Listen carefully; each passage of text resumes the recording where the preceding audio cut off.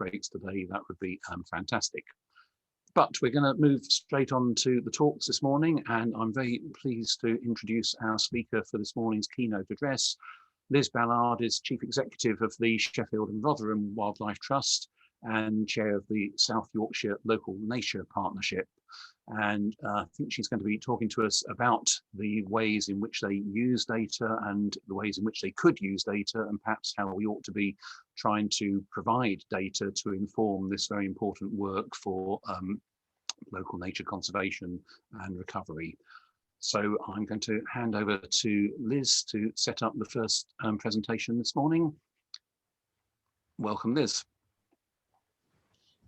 Thank you, Martin.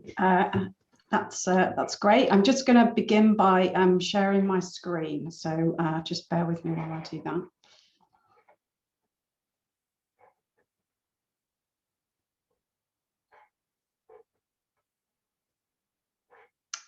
Okay, so Martin, can you just make sure that you can tell me that you can see the screen okay?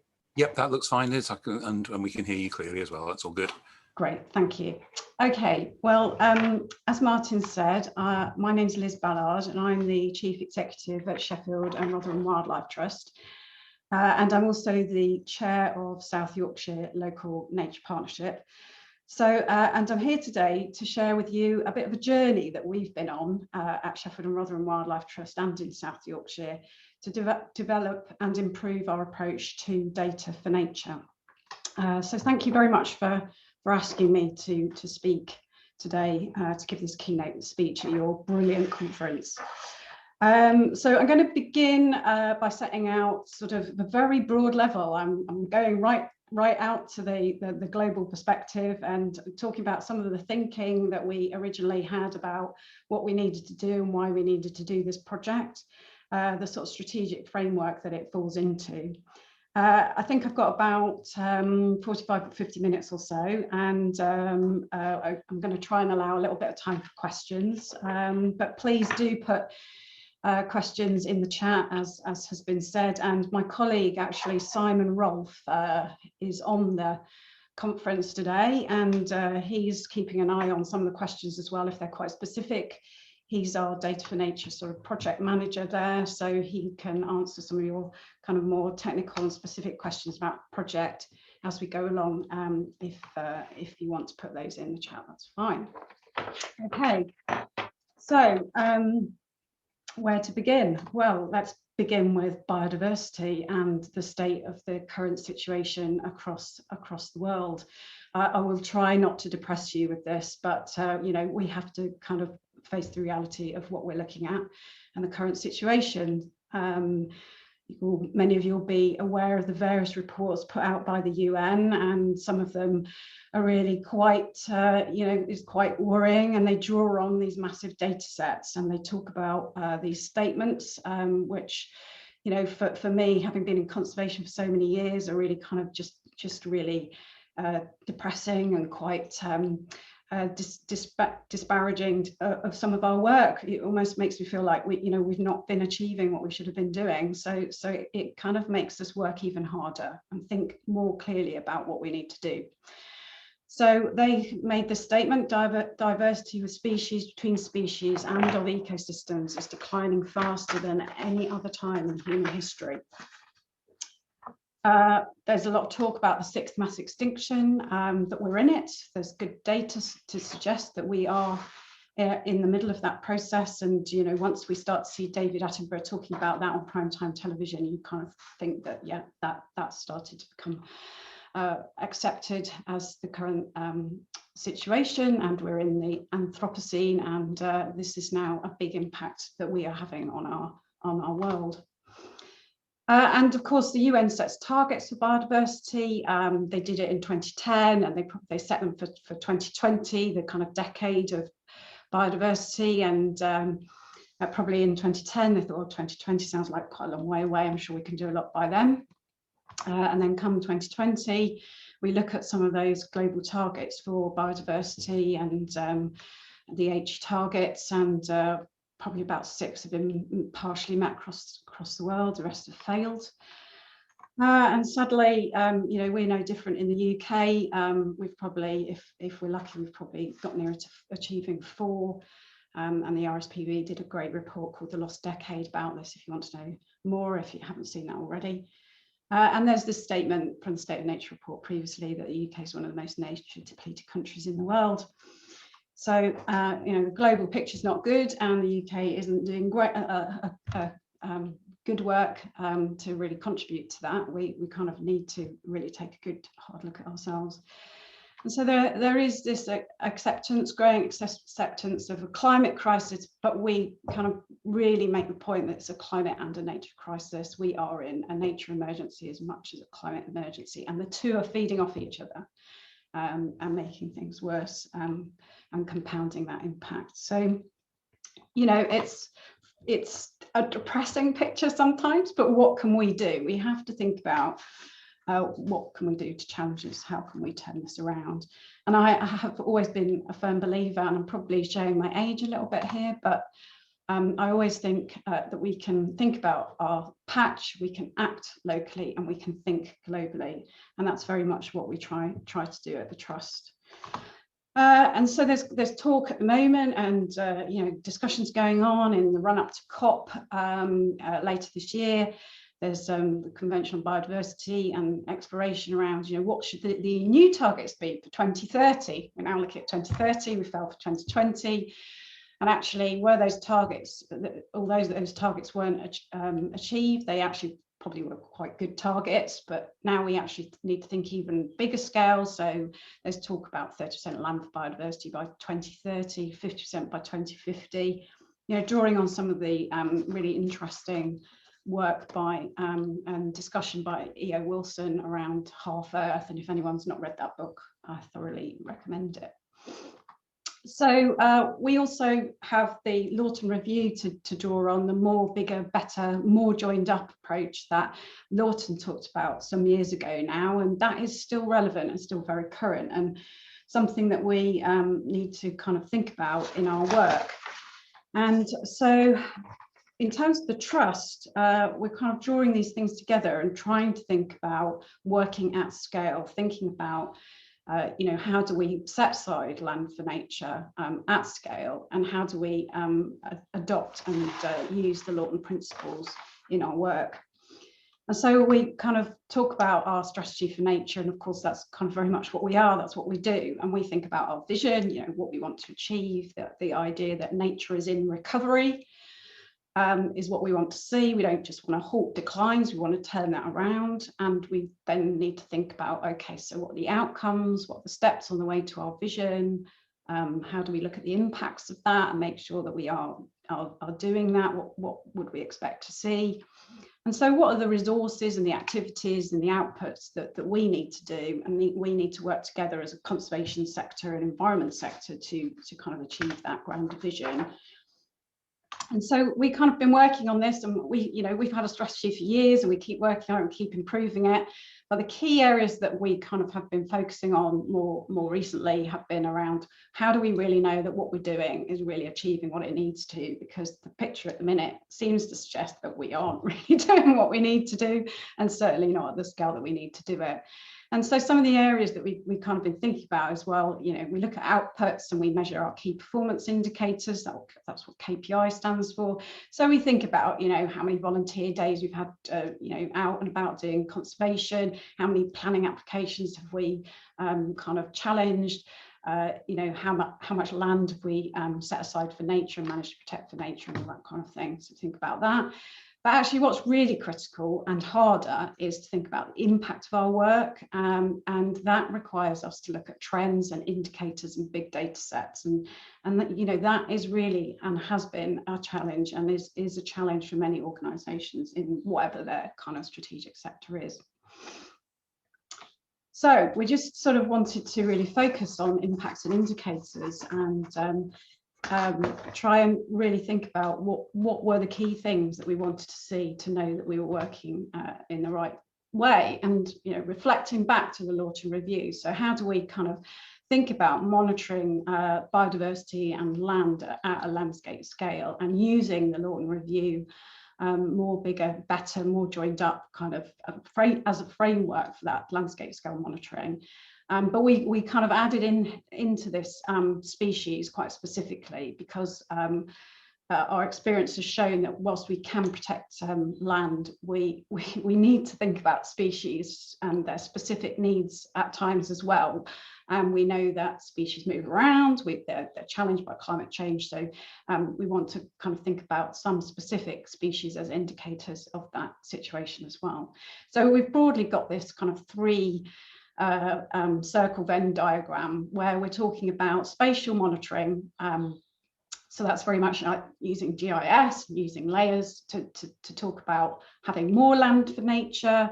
That's just hectareage, bigger sites. So that's the hectareage per site going up, more joined up. That's using some connectivity modelling. So there's some mapping work that we're working on with the South Yorkshire Local Nature Partnership that will look at a nature recovery network mapping, and it's using connectivity modelling. So we kind of feel that we're kind of clear on the spatial monitoring. That makes sense.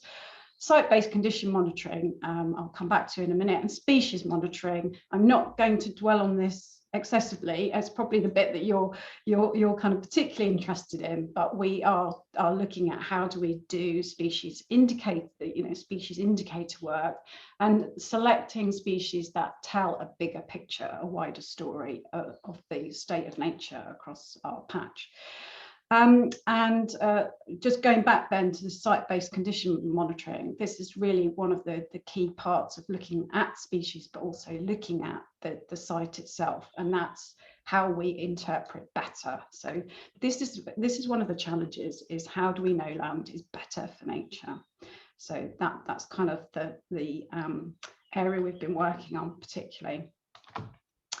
But we are on a journey, and I'm going to talk about what we've been doing, but I really want to emphasize that we are on a journey. We're learning a lot, and we aren't there at the end of our journey, and there's still a lot to do. So please take the work I'm sharing with you as work in progress, and don't feel that we're sitting here saying this is the way to do it, or that we know best, because we don't, and we're very keen to learn from others. So hence why we do talks like this. So the journey that we've been on a little bit has started with a baseline report, and then thinking about monitoring our own sites, and then thinking about monitoring the wider landscape, and looking at those indicator species I mentioned. So I'm just going to run through each of these steps and where we've got to on them for the next few slides. So to begin with, we started by thinking, probably quite naively from my perspective, well, why don't we emulate, the National State of Nature report and do one for Sheffield and then do one for Rotherham? That would be a really good place to really get to grips with the key issues in our patch. We're quite urban, but we have some really kind of rural landscape. We go right out into Peak District National Park. So, there's lots to go at. So let's start by getting a State of Nature report together. So, thank goodness for the Heritage Lottery Fund that really helped this. And here we are after 2 years of hard slog with the MP at the time, Angela Smith, for one of our local MPs, and the team who did a brilliant job on producing this Sheffield State of Nature report. And it was a real kind of piece of work that we worked on with so many groups, data and recording groups across Sheffield. Many people volunteered, case studies and effort and text and research to bring this all together. We did a lot of data analysis, and if you want to see that, it's on our website. If you just Google Sheffield State of Nature report, Sheffield Rotherham Wildlife Trust, you'll get it. You can download it if you're keen to look into that a bit more. And we made recommendations from that report about what was needed, and felt like that was a good start point, good baseline for what we needed to do next. But we learned a lot along the way, and we realised actually that we kind of what we really wanted to do was not really achievable, because frankly the data wasn't there. So what we learned was primarily from the data records that we accessed was really about that we know about who collects data and where they collect it. So we know that certain person collects a harvest, suddenly decided that they wanted to collect data about harvestmen, and so they started in their garden, and we know that they started in their garden because we can look at the maps. And then gradually they sort of worked their way out from their garden round and round in a bigger spiral, and they went to different places, and suddenly Sheffield has become a hotbed of harvestmen, and that's primarily because we know that there is somebody who happened to be on that team who was very into suddenly identifying harvestmen in about 1995, I think they started, and that's what that record shows. So it tells us as much about the people collecting the data and what their interests were, probably less so about the state of harvestmen in Sheffield, although, you know, over time that will improve. But at that point, even though we've got kind of perhaps 10 years or more worth of data, it wasn't really kind of anything that we could tell a story about. But we did have some specific trends. So some people had done a really great job of longitudinal work. They focused on a particular study, perhaps odonata, and the impact of that in relation to temperature. And there was some really good analysis. So there was some really good examples in there. And these are the kinds of species indicator work that is really helpful to us. So that those gems were there, but they weren't across all different species or taxonomy. They were quite random and quite sort of just lucky if we got them. So the things that we realized from this process is that the data wasn't really that useful for what we were trying to do. That we also had very little environmental data about, you know, the condition of a habitat, because obviously it was mainly species from the Records Office. That we didn't have what I would call strategic data that would help us with that process that I talked about, vision, outcomes and indicators, just sort of wasn't really there when we kind of went kind of quite broadly at landscape scale. And so disappointingly, I felt myself in a position where I couldn't really achieve the monitoring of what we were trying to do. And we kind of struggled with, okay, so how do we actually do this going forwards? What do we do to meet this challenge? So the next step on our journey was we set up Data for Nature. And Data for Nature is a project about us getting our own house in order. So took a long, hard look at ourselves and said, well, you know, what are we doing? We're not doing a great job. Let's have a look and see what we're doing. So we looked at our own nature reserves as a start point. And, you know, I'm not saying that we hadn't done any surveying or data collection on our nature reserves or anything like that. We had, but we hadn't been strategic and systematic about it as much as we could be. And monitoring and surveying is always really hard to get funding for. So it's always a challenge to maintain that and sustain it over time. So we kind of thought, well, if that's the reality, let's think about what is achievable and what is sustainable, because it's the trend data that is actually becoming most useful to us. That's one of the things we learned. So this project really helped us get our own house in order. We set up a system. It was great project officer Pete Tomlin, who set up a system which we call the adaptive monitoring. He calls it the Adaptive Monitoring Ecological Framework because he likes an acronym. But basically, it's about us being really clear in our management objectives for our sites, what the specific aspects of the site are, the specific features that we want to really keep an eye on as an indicator of the wider condition. Remember, we're trying to get that better. Is it better for wildlife? Is it better for biodiversity, this site? So we identified some of the key features that we felt would give that indication. We worked out how we would measure that particular aspect. So it might be as much about woodland condition as about a particular species and the number of species or diversity of species. We would then monitor that and report on it, analyze it, and just keep going around that loop to make sure that we knew we were on track. And if we found that we weren't getting the monitoring trend that we wanted, then obviously we need to reset our management objectives and rethink our management objectives. So it's a feedback loop, which is, you know, what we want from data. That's the point of the data, is it makes us work differently, informs our management and makes us more effective.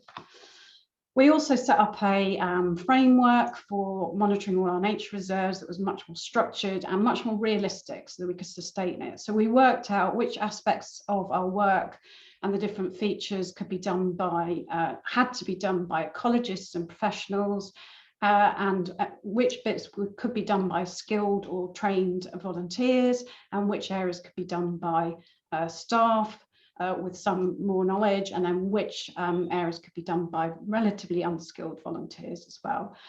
Because literally, you know, going out and measuring grass sward it could be done by a relatively unskilled volunteer, and still really valuable. So so we have this framework set up now across all our nature reserves, and that is happening. And then we made sure that within the trust we'd really embedded our monitoring framework and how it worked. We made sure staff understood it. We improved our data management system. We'd kind of been using some very basic Excel spreadsheets and linking things together and doing graphs and various things, and we just like really improved that and made it much more kind of embedded in our whole system. And we also set up something called nature counts, which I'll come on to.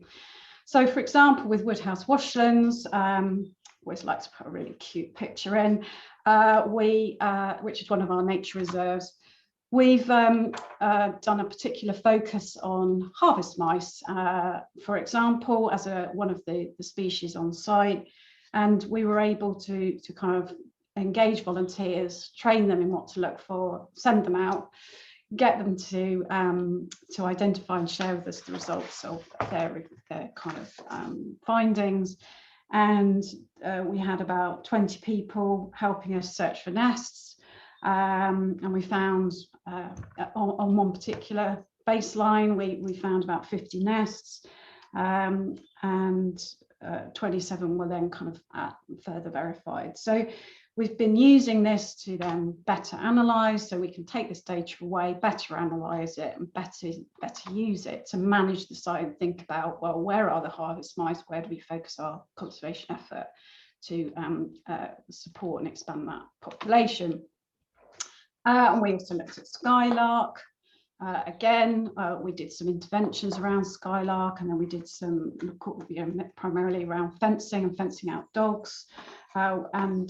Basically, as a result of the fencing, we then wanted to monitor that we'd achieved the impact we wanted, which was increase in skylark population. And through the data collection, again, we were able to produce this kind of analysis which shows that quite clearly the fencing had really focused the skylarks'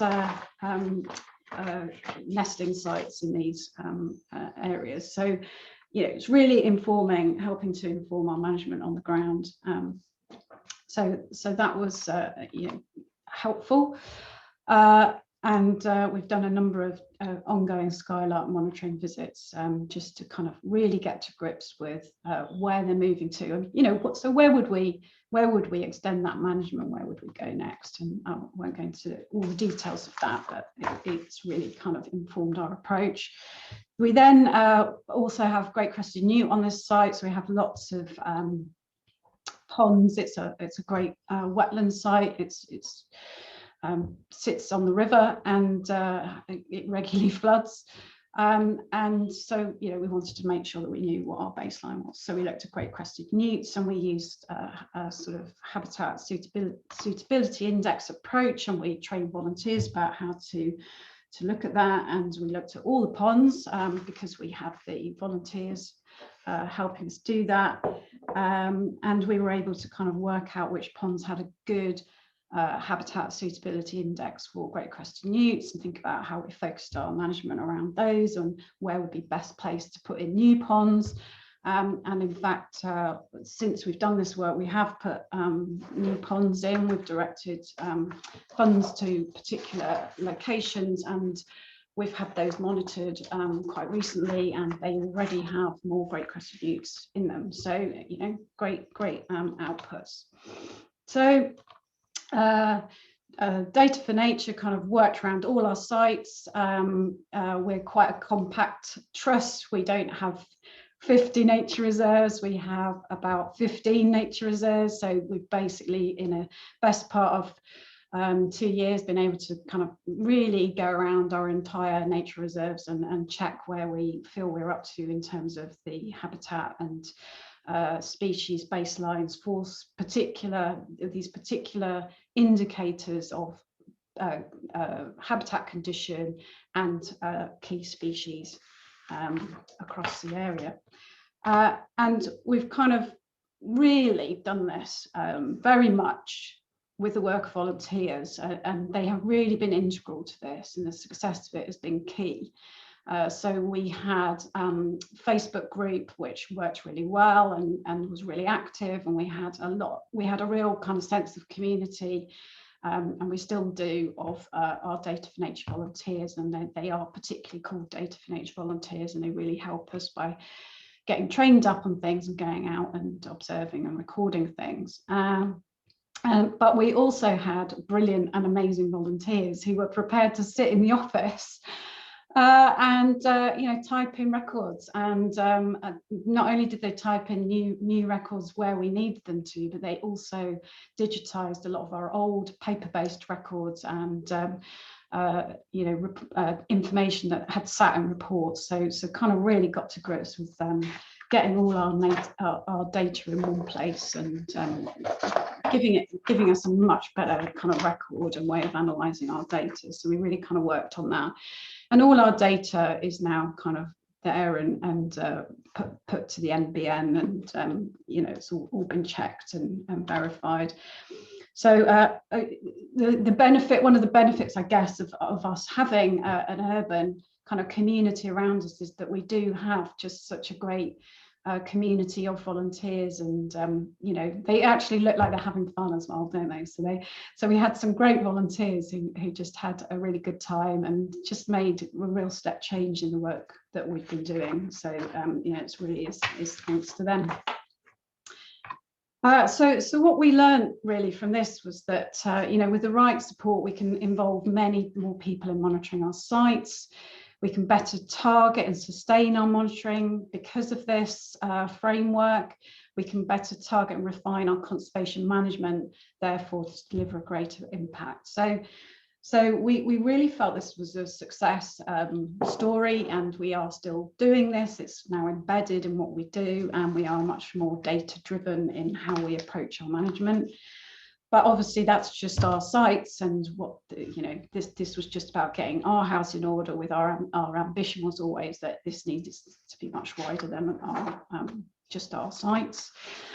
And we learned that kind of we really needed to think about you know, wider data capture. So the systems that we've been using, such as iRecord, were kind of quite species specific, and we think about, oh, how do we not have Excel spreadsheets with things on like sward height or woodland condition, and you know, have species data somewhere else? How do we kind of bring that all together? And there are some really kind of big, expensive conservation management software packages, but that wasn't really quite right for us. We did explore all of that. And how do we really just engage this community that does seem to be out there to get more people collecting data across this wider landscape, and to see how important that is and how anyone can do it. They don't have to be trained in identification of species necessarily. There are other things that are really useful for us to record. And that we needed to also think about how we could encourage the recording community or the data collecting community to be strategic about their data collection. And we kind of started to talk about strategic recording or directed recording, where, you know, we might, if we want to monitor landscape and talk about landscape scale monitoring, can we encourage recorders to record a particular area or a particular patch over time, because actually that is useful to us as some of the other data that has been recorded in the past. So it's kind of encouraging recorders to work in a particular way, with the aim of kind of, you know, in the end we need to make this strategic data, you know, the body of data just needs to be much greater to inform our work.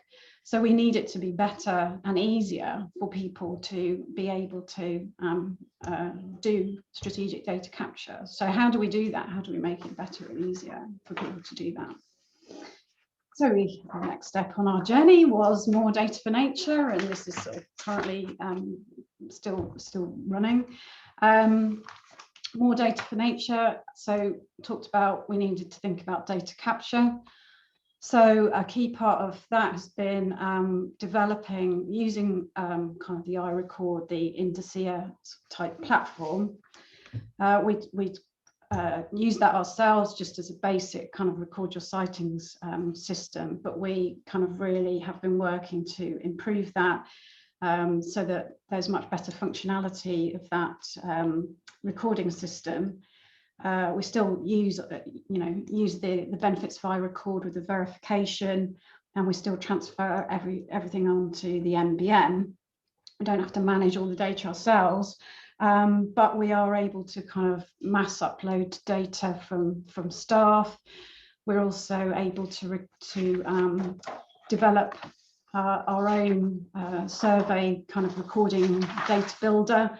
So if we've got a specific attributes on sites that aren't just species specific, but are to do with, say, woodland condition or grassland condition that we're monitoring, then we can set up the system for recording that data as well. So it makes it environmental and species, so habitat and species data, or whatever we want really. So it's a kind of much more flexible approach for us to be able to use this nature counts system.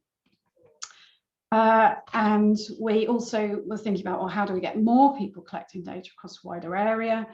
So we kind of worked organisationally with, we're a kind of network of 46 trusts, so we wanted to sort of test this out with a number of other trusts. So we've got a small cohort of trusts that we're working with, and they too have had this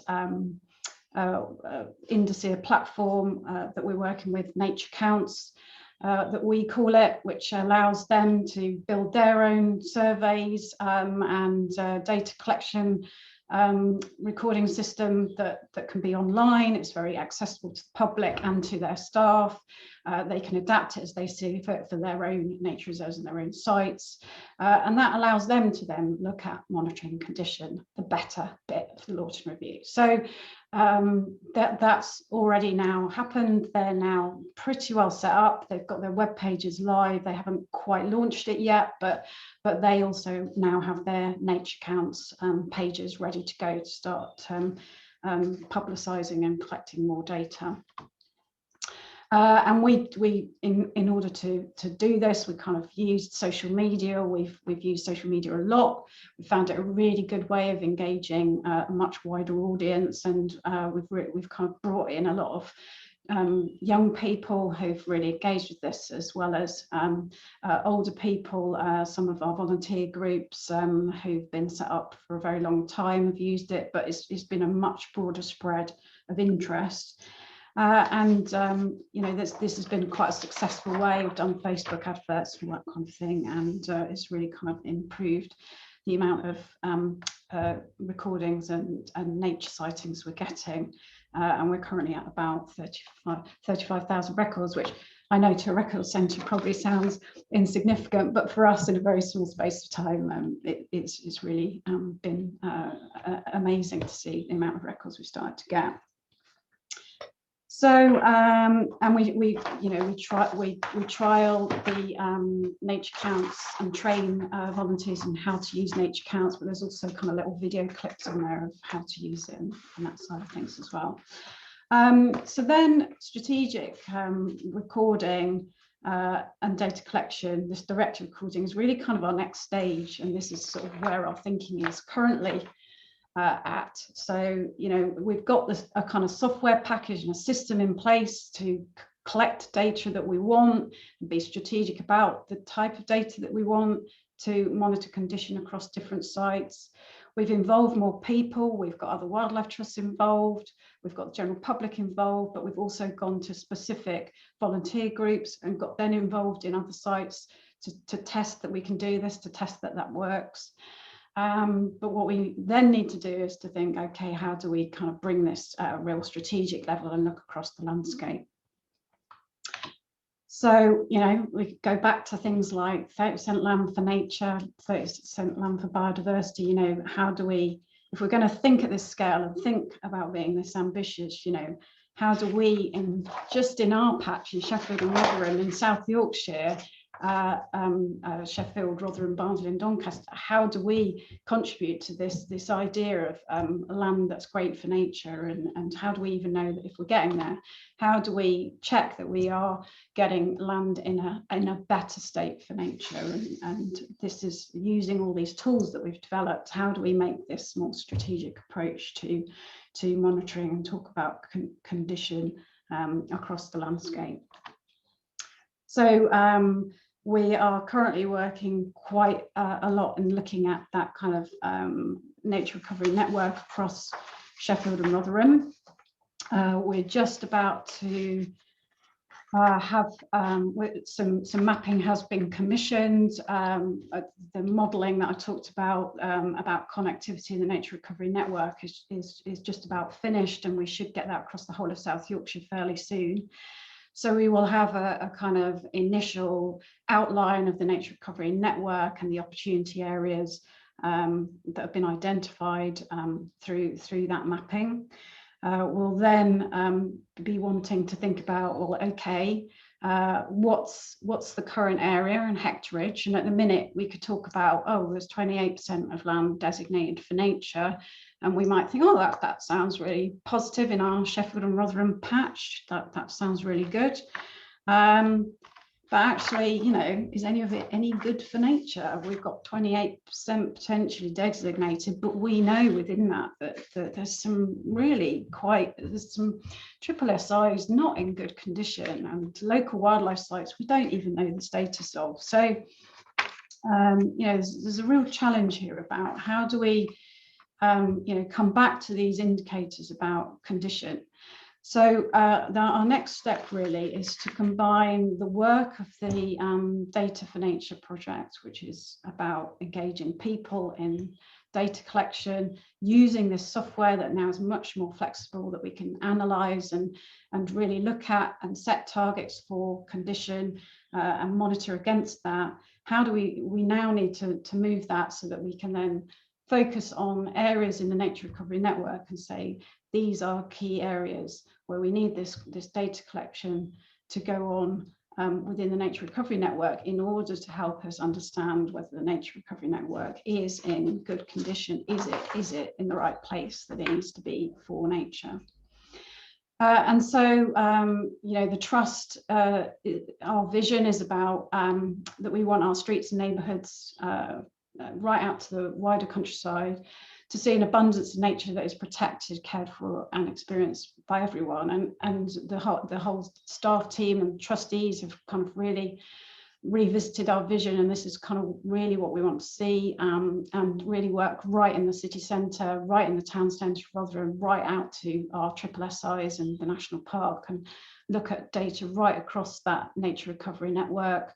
And if ultimately we're saying we want to see nature as in recovery and helping solve the climate crisis, and we're talking about 30% of land and water great for nature, then, you know, we really need to put in place a process that helps us determine that size of land that's set aside for nature. But this issue of condition is really critical, and so data for nature and data recording that I've talked about is really quite key to us knowing whether we're actually achieving our overall strategic outcomes and ultimately making our contribution to that kind of global picture that I've talked about. Because otherwise, if we don't have that data, then you know, really, I just don't know how we will know if we are succeeding in what we're trying to do. And we'll be here, or some people will be here, in 2030 looking back at yet another lost decade for nature. So just a really, really critical area of work in my view. And that is really the end of my presentation to you. I think there's a few minutes hopefully left for questions. I haven't been monitoring the chat, so I will stop sharing my screen, Martin. Shall I? That's perhaps the best thing to do. And then if anyone wants to come in with any specific questions, that's fine. Yep, that would be great. Many thanks, Liz.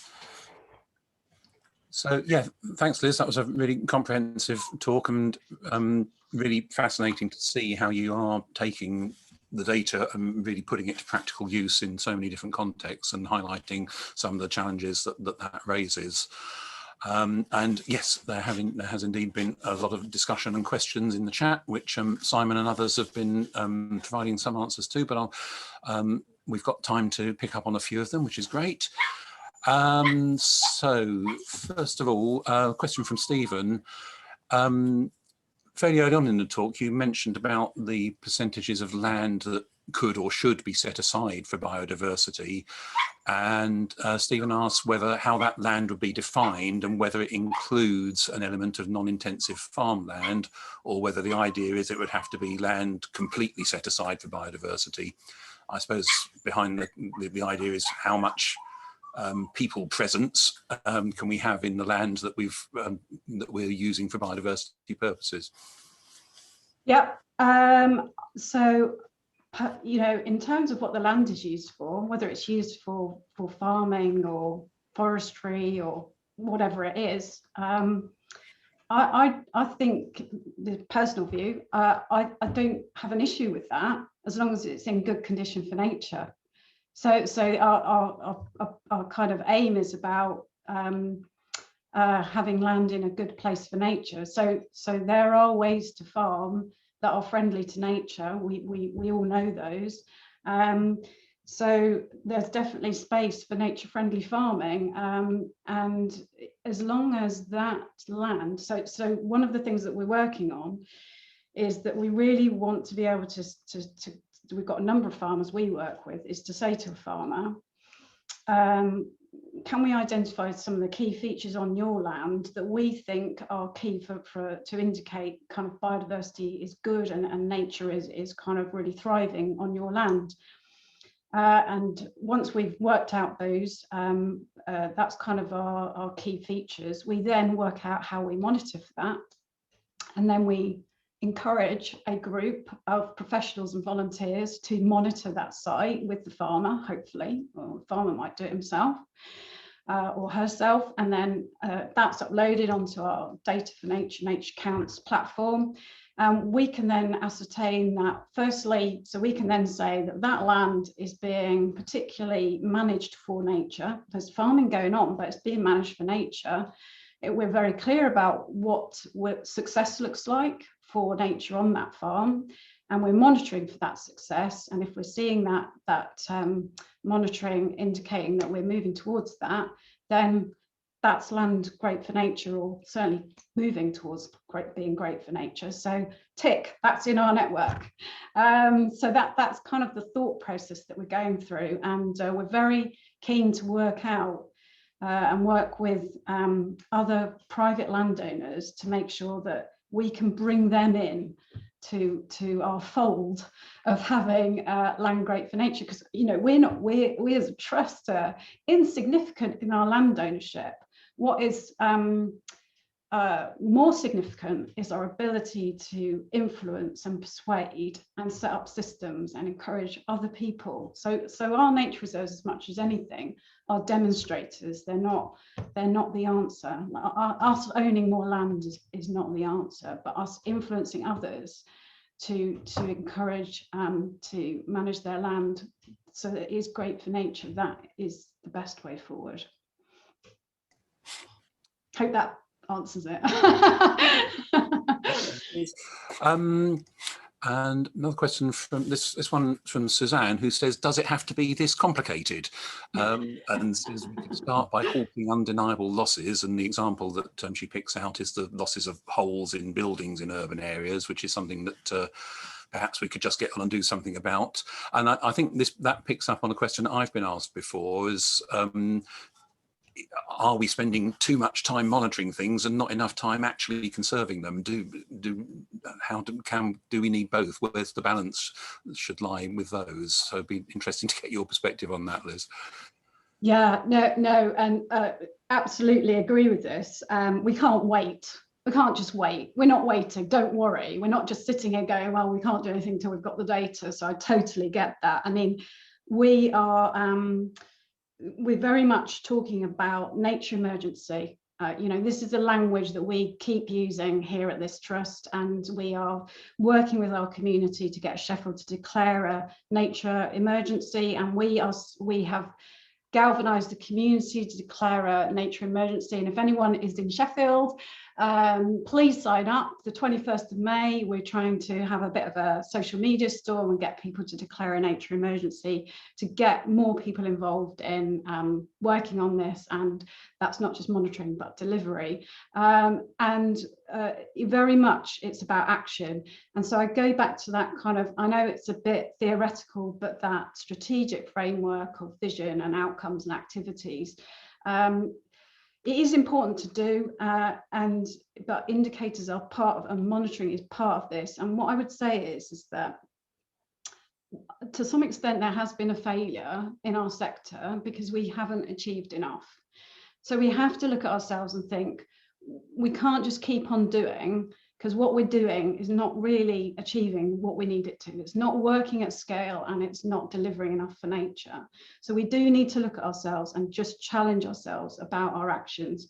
But where we know we are doing good things and we have the data to prove that, then, you know, yes, let's get on and do it. So yes, putting up Swift boxes, and yes, putting up bat boxes, the things where there is evidence that those things work, and you know, fencing off sites for ground nesting birds, all those sorts of things. We know they work. We're not stopping, but we do just need to make sure that we are doing the right interventions, because otherwise we're wasting a lot of time and effort, and we're just not making it any better. We're just adding to the problem.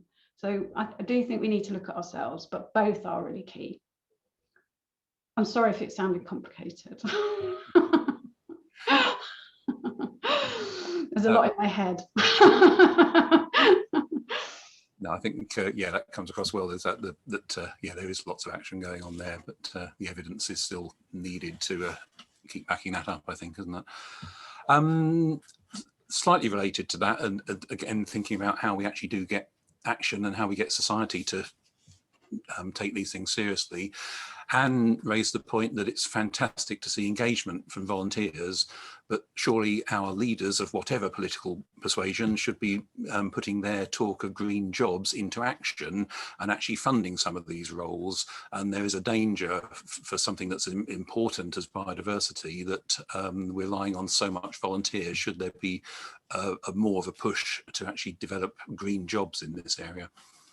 Well, completely. I'm not going to disagree with that. I completely agree with that. And so we are supporting the call for a National Nature Service, a Wildlife Countryside Link. If you're not already aware of that, you know, please have a look at that. We've also been talking here in South Yorkshire. There's South Yorkshire Green New Deal discussions, and community groups sort of championing that, and we're engaging with them.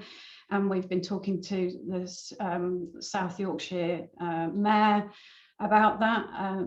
Green recovery presents a real opportunity. I think we've got a real challenge on our hands in our sector, actually, because there is a lot of interest in our sector at the minute, and people are waking up. I hope, maybe I'm being optimistic, but I think there is more talk about nature because of COVID and lockdown. People are much more aware of some of the issues.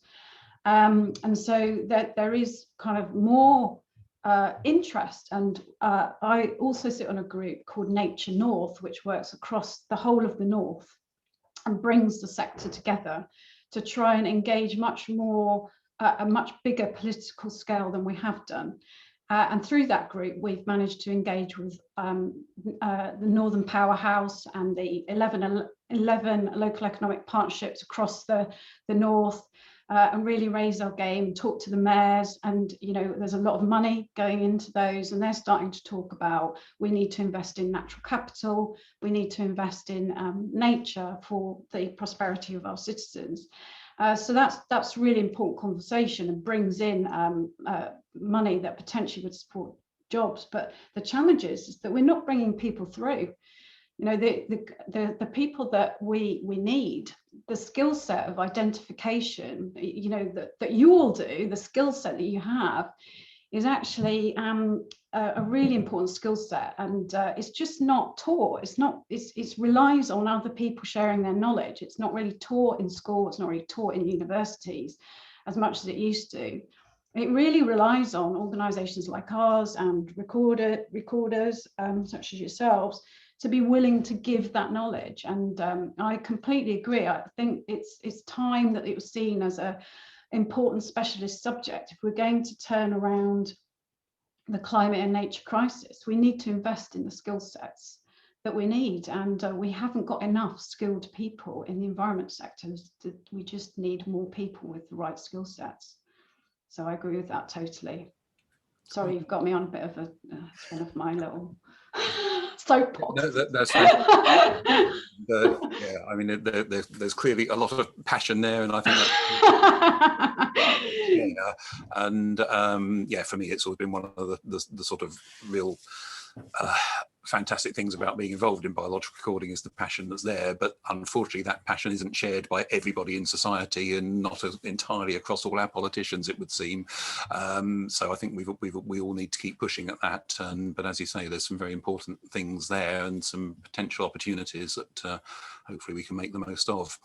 Thank you very much for answering those questions, Liz, and for your presentation.